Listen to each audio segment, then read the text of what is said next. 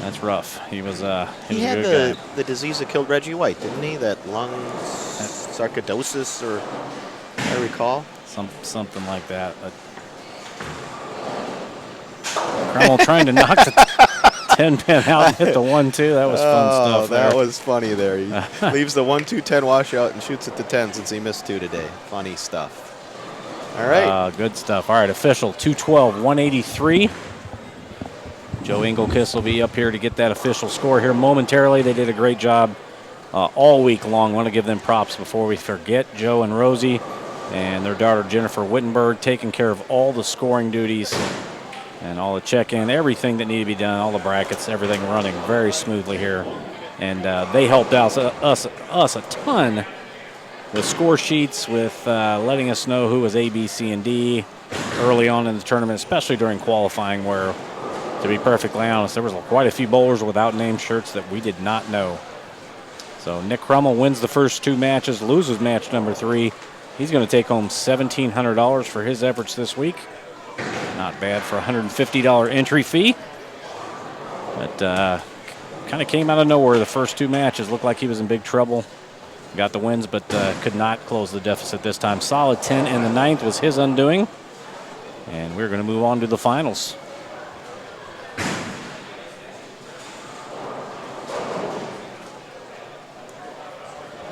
Inside Bowling says you try to leave the 2-pin on the washout. I think Nick was trying to either make a point that he could make the 10-pin, or he was trying to pop it out into the 1-2, or maybe both. But Adam Morse on the practice, or off the practice pair and onto the lanes, getting ready for a few practice shots. He's going to face Brad Miller in our final match. Appreciate everybody who stayed with us all day long.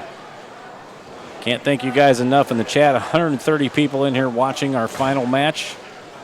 You are watching Bowlstream TV on livestream.com. Myself and Joey Slowinski filling in for Craig Elliott this week. Craig on location in Chesapeake, Virginia for Dick Allen. His PBA win today. Catch it on Extra Frame. Archived very soon, if not already. Our guys here in the booth, Jeff Riggles and Joey Slowinski, down on the lanes right now, waiting for confirmation on who's going to start this match, and they'll get the names in there. Once again, thanks to all of our sponsors: Coors Light, Storm Bowling Products, Logo Infusion, the Dubuque Regional Sports Commission, and the GIBA, Greater Iowa Bowlers Association. And of course, our host center, Cherry Lanes, Bob Hockreen, general manager, bowler, cleanup guy, mechanic, you name it, he did it all this weekend. And of course, the Diamond Joe Casino, which we're inside of. But after a long, grueling weekend, we are down to our final match. $2,700 goes to our champion, 22 to second place.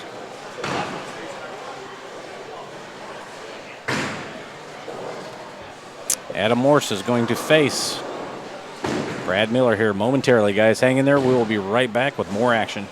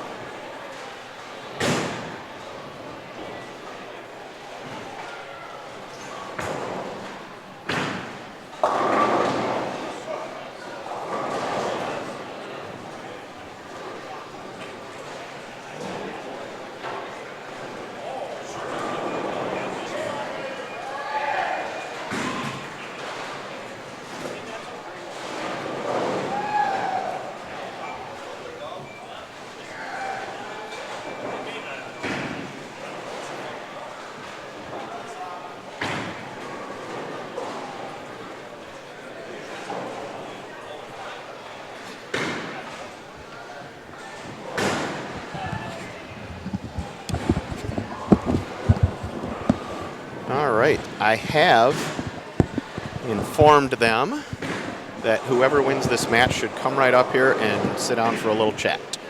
Awesome. We're almost ready. So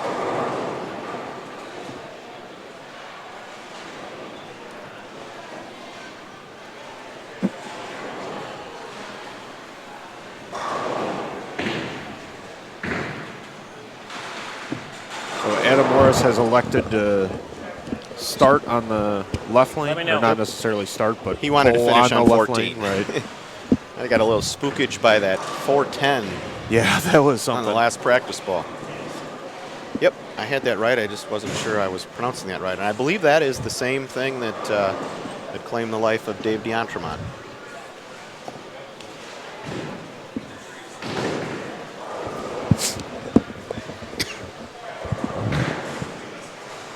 All right, here we go, guys. Final match, 11thframe.com Open. Adam Morse versus Brad Miller.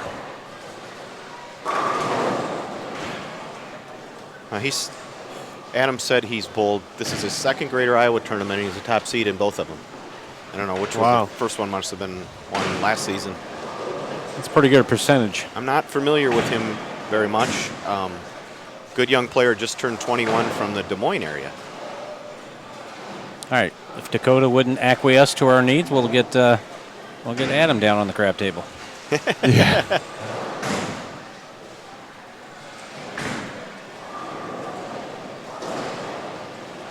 These kids nowadays, I tell you. And that is a ball change to Forza for Brad, who I believe is motive staff. Yes, he is. And Adam is throwing a Crux, Storm Crux. One of my favorites. The original? Yeah, the purple, okay. The big hook one.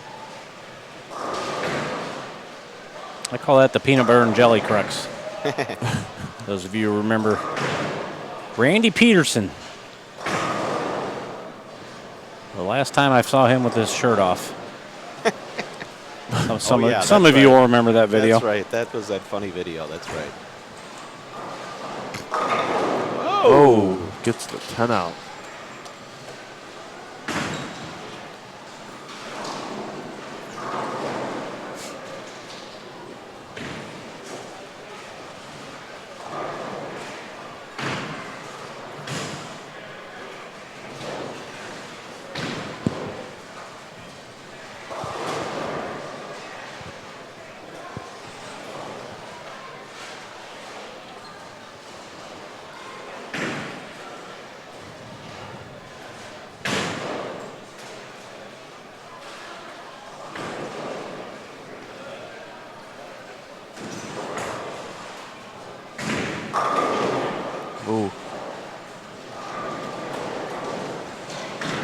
I love how much roll. He just has a real rolly release.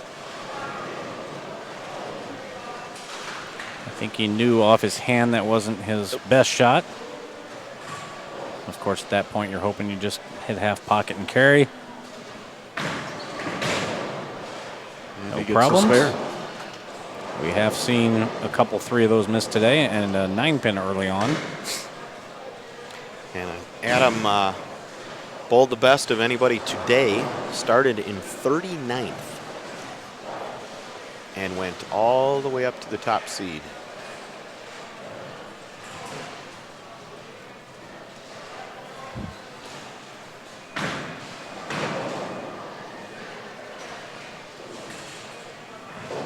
That's part of this format. Everybody who made it to today. Sometimes you see that in a cashier's round, even with less people in it. Guys at the bottom with really no chance to move on. And he throws it at him. No idea what hit that. Wow. Late messenger there. As Chris Schenkel would say, Bo Burton, what pin hit that 10-pin?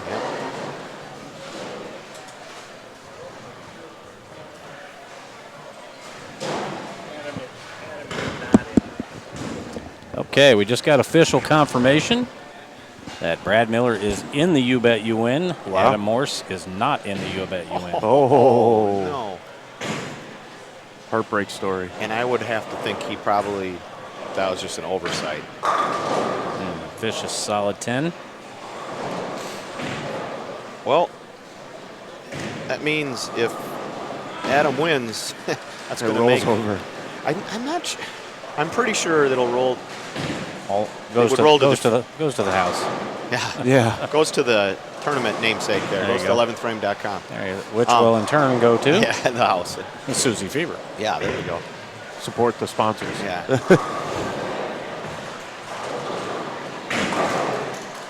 Brad converts the spare. It seems like since it's not going to go to the next Greater Iowa tournament because for the Fusions, the bet you win rolled over to the next Fusion. So I guess we would roll this over to next year,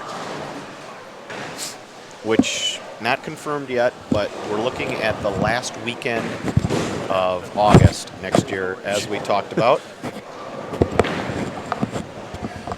And not 100% certain, but the only reason we're not the last weekend of August this year is Joe Engelkiss and his family have a family wedding. So we'll look to go back to that next year. I already talked a little bit with Bob. He's just got to confirm with the house. That was a better one.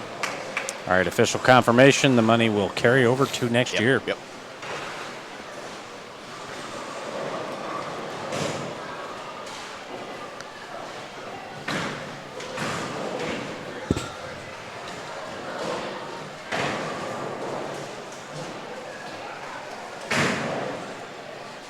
Adam's family owns a center in Waukee, Iowa. Warrior Lanes. Okay.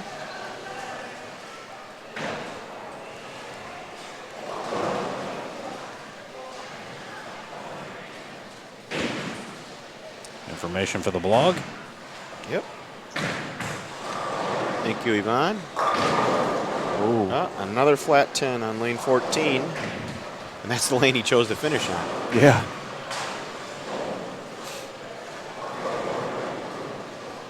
I just recently donated my Crux, that's the ball Adam's using, to high school program people in youth program in the Madison area.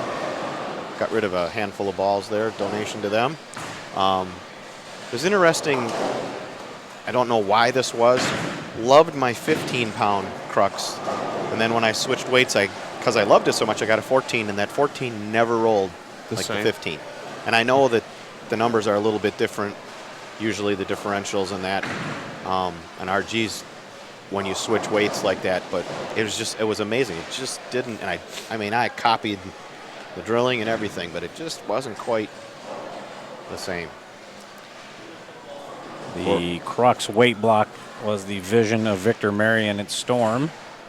Jeff, do you know the backstory on how he came up with that weight block? No, I do not. He was driving in the mountains, went through a tunnel, some sort of shape that he just happened to pick up there. And he revealed on the Bowler Show that that's how he came up with that weight block. So Wow. I always kid him when he comes on the show. I feel like I pick up at least 10 IQ points in the bowling world at minimum. I've done 2 big stories with Victor. And one was the virtual gravity, I believe it was, the design of it and where that all came from. Get there. Oh, yeah, no doubt. And then the other one was, of course, I did the science of the radius of gyration and differential and all that when the motive balls were ruled illegal a couple of years ago. And I'll tell you that one, I interviewed him for 90 minutes and then transcribed it. Ooh. And I went back and forth with him, sending him chunks of what I was writing, saying, am I getting this right? Because he had to take what he was telling me. Number one, I had to understand it, but number two, I had to turn it into, layman's terms, which is not necessarily so easy because he thinks one of those guys that thinks so far above the average person.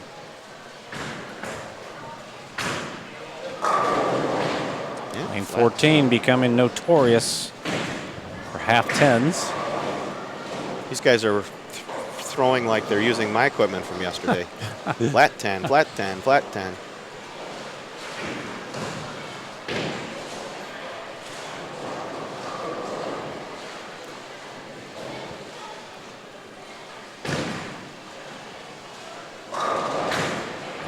Boom. Louis Oosthuizen just made about a 60-foot putt at the PGA. Sorry, I know. thought you felt like Brad had thrown that badly. I was like, I think that's right on, but you know, get your and pulse it's on funny the PGA. because Brad went down there. Brad said, "How am I supposed to bowl at the same time the PGA is on?" And I said, "Oh, what do you think I'm trying to? You know, I'm trying to watch you bowl and watch the PGA at the same time." All right, halfway through, guys. 10-pin lead for Brad Miller. Our final match, 11thframe.com Open. A long, grueling weekend. Just about ready to end as we crown a champion soon. Gotta get there. Gotta get there. Oh, it Gets did. a 7 out. Light mixer.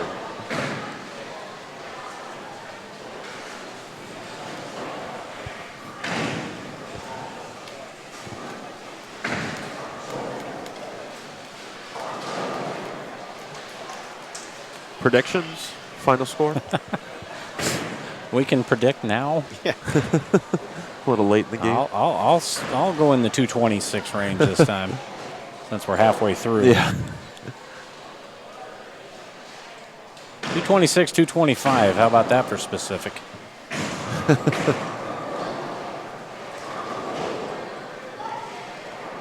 All right, lots of half tens, a half seven. Let's see if he makes any adjustments. There we go. If he did, he did the right thing.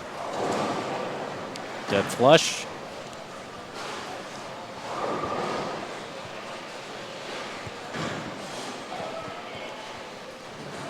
All right, 7th frame.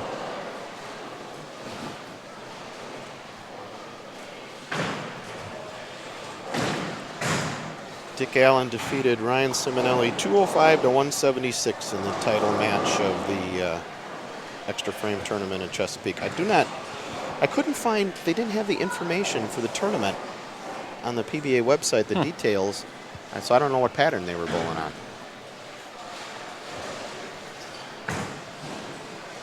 Good shot. Oof, Yeah. boy, Right, back-to-back I just flush. love his ball roll. And he is right in the ball game. Actually, PBA scoring, he's pulled even. House shot scoring, you still feel like you're 10 pins up because your max is higher, but officially he is even right now. We'll do one more Bo Burton reference. We have the possibility of a tie. Brad, you might want to try a ball. All right, what is Brad doing here, guys? Lining up and trying to envision his shot, I believe. Okay. That is new. I saw Nick Pate using a 10-step non-stop approach I for wish a while. I'd seen that. And now Brad envisioning this next shot, taking some time. He knows how important this shot is. Yep, shot clock violation. Yeah. But we don't have a shot clock. So what if he decides to take 30 minutes between the next shot? What would you do as... You would defer to Joe Engelkiss, correct? Yeah, that's... Joe would have to... I think Adam might say something. Yeah. Joe would. Like poker, you can call a clock? Yep. Yeah. All right, big shot for Brad Miller here. Let's see if the extra time pays off. Oh! Ring 10. That's huge there. When Brad does the knew it. shot clock start? When your ball comes out of the ball return, when you're part of it, and I think it's... I don't know when it starts for... The opposing person? Yeah, when the opposing person's frame is over, maybe when the opposing person's ball comes back. Okay. But I know when you're bowling your two frames, like When you you're- throw a shot, when your ball comes out of the ball return, I think that's when it starts. Gotcha. All right, PBA scoring. We are dead even, guys, after 7. We got a great match in our final match.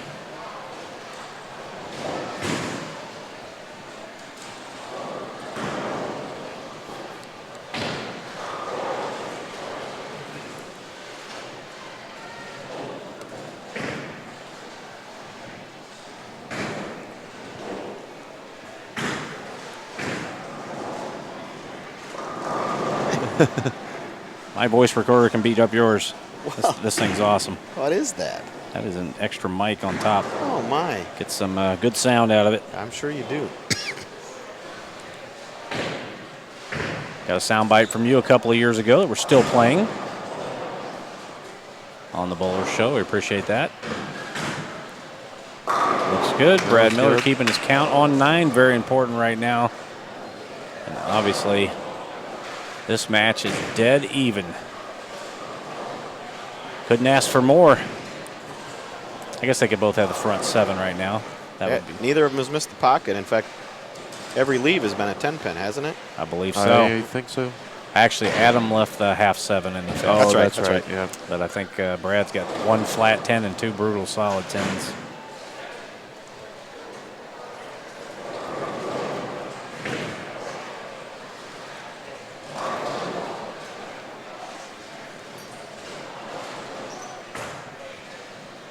Good. And it is good. All right. Adam is taking a 10-pin lead. Adam's mom sweating out every shot in the chat.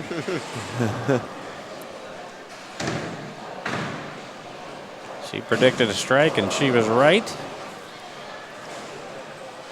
Don't think she's going to predict a big 4 or anything like that. But still, it's fun to watch. She said she was probably going to be more nervous than Adam was during this match.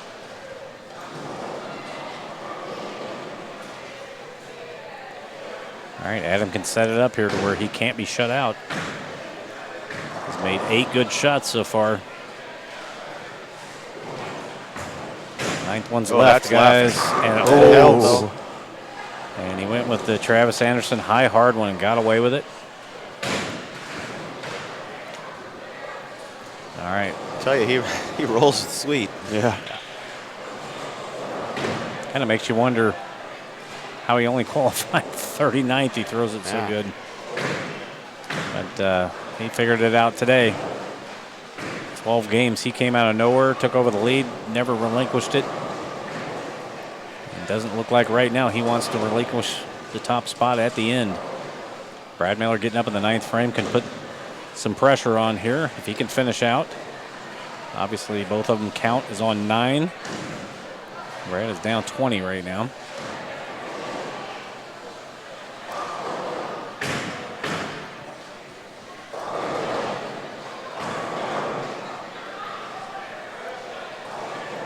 Jeff, he's left 2 vicious solid 10s on the right lane the last 2 shots. What do you do? Boy, jeez, so hard to decide what to do. It's hard to move off of that. Yeah, I mean, you can't really move. You just got to kind of. Got it out that time. All right, Brad strikes, pulls to within 10. I probably would have just tried to just roll it a little bit differently, more than moving, which it looked like he kind of did there. All right, great shot making here, guys. As you said, 18 shots, all 18 in the 1-3 pocket.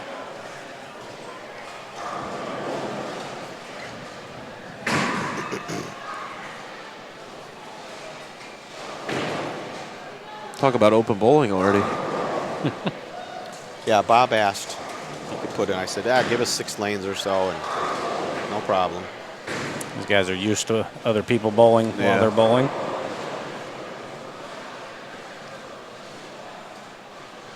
All right, biggest shot of the week for Brad Miller right here.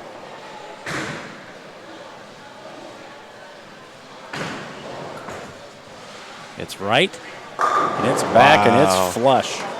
Wasn't scared of the gutter there. That was the Billy Whaloo there.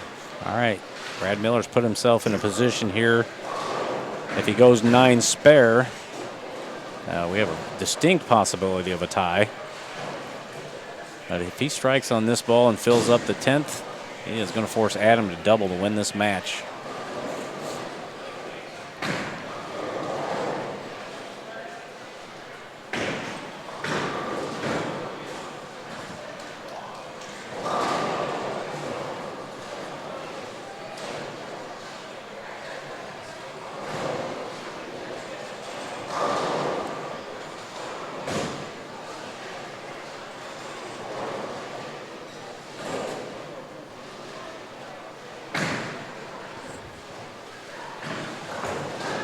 He posts the shot. Oh, Gets the 10 out. Gets the Nice trailer. Messenger flying across. Well, 9 here, and we could have a strike 9 spare by Adam for a 238 tie, but a strike here, we're not going to have any ties. Barring A gutter, a catastrophe. foul, yeah. You mentioned Del Ballard earlier in the Yes. broadcast. I have asked him about that on the show, and He actually had no qualms about talking about it. Yeah. It's like, yeah, it happened. What are you going to do? Pete Weber needed another victory. needed another victory. So force a double. That's a problem, guys. no. That's a big, big problem. That could turn out to be costly. Now instead of needing a double, all Adam needs is strike 8 spare or strike 9-0. All right, just 1 month ago in a tournament that I ran for Kansas City Tournaments, Brad Miller was on the bench when Olivia Sandem needed to fill 19 to win. Olivia high flush, solid 7 on the first shot and threw an 8 count on her fill ball to give Brad the victory by 1 pin. So a similar situation, except that Adam is going to need a strike and then to fill 18 to win this title.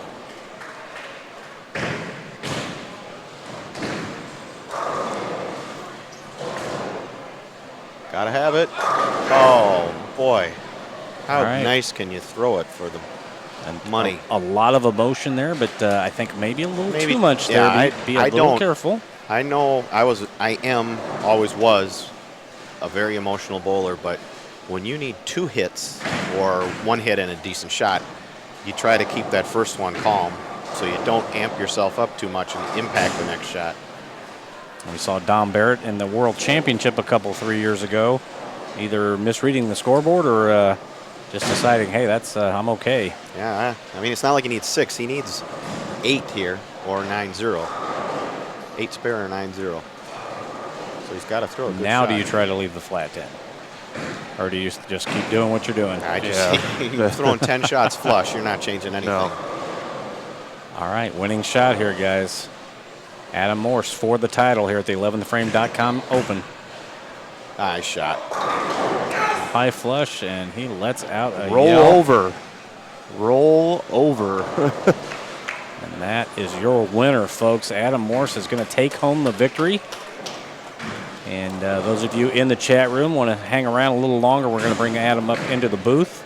Jeff Riggles is going to talk to Adam, get a little information from him for the blog, and also get some chat right after the win here. High emotions here at the end of this match. But Adam Morse is your champion 2017 11thframe.com Open. I'll step out so he can sit in my place and take down some of the equipment. And one more strike on top, 249, 236. That was a heck of a well-bowled game right there. And that's That your was champion. good. And we will have $630 extra in the Bet You Win next year's 11thframe.com Open. All right, Adam Morse getting the hugs, getting the high fives. College coach, former college coach there, Eric Liddick. All right. Got some tears. Joey, good karma there. We had Eric Liddick in the booth here Got some tears. earlier on in the tournament. So we'll let Adam get through some of the high fives and some of the accolades from his friends, and we will welcome him into the Bowlstream TV booth. Go. Get him hooked up here, and I'm going to do a little recording here for myself. Some high emotion there. Yeah, this is probably easily the biggest win of my career. Well, you answered the question that I was going to ask next is, have you done anything to equal this or come close to it even? I've won a couple of the youth grader Iowas. I've only won 2. I've won Pepsi State once. Outside of that, nothing to the scale. I've never even come close to anything like this. My last grader Iowa that I bowled in October for the adults gave myself a chance against Tom Hess in the finals, but came up short. I'm very glad that I was able to get the job done today. And today, everything just went right. Yeah, what I was going to say, how you were by far the highest bowler today. You came in 39th, went all the way to the top seed. What did you do? What happened today? I got to say the bowling gods were just with me. It was just with how the pins were falling. My line just went great. I never really ran into any trouble, and somehow, some way, the pins just decided to fall all day long. And you were only 39th yesterday. What did you not do yesterday that you maybe did different today, or did you just bowl better? I think the pins just fell. Yesterday, other than being nervous crazy on 13-14 on the live stream when I shot 160, battled back with the 226, and I gave myself a chance to make the cut, and thankfully I did. And again today, I just came in expecting to make enough in prize fund to pay for the next tournament, and this thankfully just paid for my tuition for the fall semester. So you didn't have a goal coming in to today. I mean, you just wanted to bowl and get as high as you could. You weren't thinking winning, obviously. Pretty much. I mean, I didn't take any risk in any brackets. I just wanted to give it my best chance, and to come out with a win, it's incredible. And you just turned 21, so this is real money, not youth money, right? Correct. Not This smart money. is Okay. yeah. I just turned 21 in December. Okay, and did you know about the Bet You Win? Yeah. Why didn't you get in? Just like my first Greater Iowa, I never expect to win. I just want to get the experience, and then the fact that I actually did win, I may want to take that gamble in the future. Yeah, I mean, that's the obvious question. Maybe you need to believe in yourself a little more. Maybe this will make you believe in yourself. This definitely just gave me hope. I'm now believing in myself so much. I went 3 years without a win in anything, and this just turned everything around. I've been on my hot streak for the last year. I had my best finish ever in the youth Greater Iowa, and I got to appreciate Eric Liddick for everything he did today. He was my coach back there. Every shot, he helped me yesterday in qualifying. Without him, I don't think I could have done any of this today. He helped me with all my lane moves and the right adjustments. And he was your college coach for people out there. He was my collegiate coach at St. Ambrose, and I had to leave. Just financially, I couldn't afford it, and so, yeah, this definitely helps. Long term, what kind of goals do you have in bowling? Long-term goals, as of right now, I would love to go professionally. I think that would be my ideal dream. I'd love to, but right now I got to help my family out at the bowling center. Yeah, I was going to say that your family owns a center in Waukee? Yes, sir. Warrior Lanes in Waukee. My dad runs the Pro Shop, Purple Pin, and without them being home right now, taking care of the center, I couldn't come out here. Mm-hmm. And I thank my parents tremendously with the amount of support that they provided for me. Thanks, Mom. Thanks, Dad. I appreciate all the help. I love you guys, and without you, I couldn't have gotten here. And she was in that chat room the whole time there, definitely following and being very excited. Yeah. So, yeah. Well, congratulations. You got anything for him, Waz? Not much. We'll just we'll let you go. I know you got a bunch of people waiting to congratulate you. I just was curious about the choice of the crux. Had you been throwing that all day today? I threw it the first 4 games, and once I saw that it started reading a little early, then I went to my phase 2. I used my phase 2 throughout most of the day. The last 6-8 games, I started using it. From there, I wanted to try to my no rules pearl, but the phase 2, when I'm shooting 250 at game 10 of qualifying, I think I should keep sticking with it, and sure enough, I did. All right. Well, congratulations. Thank you, sir. I appreciate it. We'll see you next year. Thank you guys for doing everything. All right. Thank you. Adam Morse, our champion this year of the 11thframe.com Open. Very emotional champion. That's fun to see. Yep. Talking about his parents, talking about his college coach here. A lot of good stuff. Jeff, we are going to wrap this up here in just a couple of minutes. Any closing thoughts? Well, to see where this tournament has come, this is 3 years in a row with a dead full field and, a waiting list. It's just awesome. And I think we had some great action here in the stepladder. I didn't even know Adam, but I mean, that there is what it's about. Somebody who's achieving a dream, starting a dream. I mean, look at those tiers. How many times do you see that? You see that on the PBA Tour, but like you said, this is the biggest thing he's ever accomplished, and it makes me remember when I was a kid and just coming up and winning your first smallish tournaments before, dreaming of being on the PBA. And I look forward to seeing where Adam's career goes in the future. It was quite fun to watch this today, and another great year. And we'll definitely be back next year. The question will be last weekend of August or what, and most likely it's going to be last weekend of August. But we'll definitely be back, and you're going to want to get your entries in next year. There's going to be $630 extra in the Bet You Win pot. That's added money you definitely want to think about. Yep, and thanks from the bottom of my heart to the Engelkiss family running this tournament. It wouldn't happen without them, and to everybody here, Cherry Lanes, Diamond Joe, and Bob Hockgreen and his whole crew for making this run so smooth. And of course, Storm, Logo Infusion, Coors Light. That's running down our sponsors. The Sports Commission here in Dubuque. We're all set for next year. Can't wait. It goes so fast. We do all this stuff and it goes so fast and it's gone. But you always have next year to look forward to, and I can't wait. All right, Jeff, as always, thank you very much for joining us in the booth and, of course, providing all of your commentary during the tournament. And I know you would have liked to have not been in the booth. You would like to have been down the lanes, but well, I would have been up here for the step ladder. I'm not going to make the step ladder against these kids. But now, were you in the You Bet You Win pot? Of course. Just stupid. I mean, basically that's lighting $10 on fire. But if something totally bizarre happened and I recaptured 10 or 20 years ago, and you know, you've made worse bets than 63 to 1. Yeah. I would kick myself if you have to get in. Exactly. If you're entering the tournament and you're not getting in that, then there's something wrong with your thinking, I think. And like he said, he didn't have confidence in himself. Well, now I think Adam will have confidence in himself. That'll do it. He'll always remember the $630. That'll be a good lesson to him. Believe in yourself. Yeah. All right, we will let you go. I know Fever's ready to maybe do a little more fevering before you get out of here in the Diamond Joe Casino. Jeff Riggles, once again, CEO of 11thframe.com. Thank you very much for coming to the booth. Thank you for the stuff that you do for the tournament. I know you kind of downplay your own involvement here in the tournament, but we would not be here without your help. Absolutely.